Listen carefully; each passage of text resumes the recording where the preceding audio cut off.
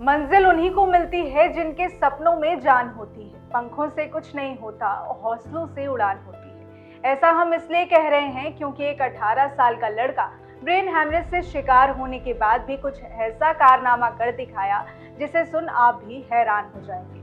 मानसिक स्थिति ठीक नहीं होने के बावजूद उसने 12वीं क्लास का एग्जाम दिया और इतना ही नहीं, उसमें 93% भी स्कोर किया। बीते दिन सीबीएसई 12वीं बोर्ड का रिजल्ट जारी किया गया, जिसमें माधव सरण ने 93% स्कोर किया है। लेकिन सवाल ये है कि इतनी बड़ी बीमारी से जूझने के बाद भी माधव ने किस तरीके से सफलता हासिल की। क्या है उनके संघर्ष की कहानी, आइए आपको बताते हैं। नई दिल्ली के छात्र माधव, जिसे अगस्त 2021 में 10वीं के बाद ब्रेन हैमरेज का सामना करना पड़ा, जिसके बाद वह लगभग 10 दिनों तक कोमा में ही रहा।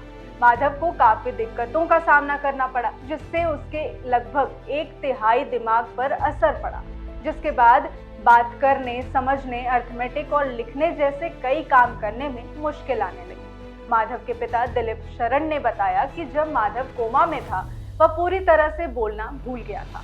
अगले 12 महीनों तक माधव को मस्तिष्क से संबंधित गंभीर सर्जरी और रेडिएशन इंटरवेंशन की एक प्रोसेस से गुजरना पड़ा, जिसमें उनके स्कल से एक हड्डी के फ्लैप को हटाकर उसे 6 महीने के लिए खुला छोड़ दिया गया था। इतनी मुश्किलों के बावजूद माधव में काफी प्रोग्रेस देखी गई। 6 महीने बाद माधव ने धीरे धीरे बोलना शुरू किया। एलिमेंट्री इंग्लिश को फिर से सीखने की प्रक्रिया लगभग 1 साल तक चली थी और वह हिंदी भाषा को रिकॉल करने की कोशिश किया करता था।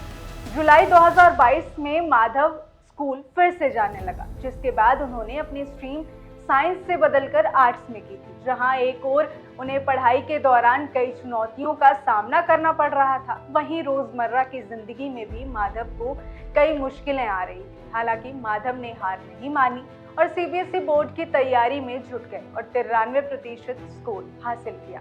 ऐसे ही तमाम खबरों के लिए देखते रहें लोकमत हिंदी।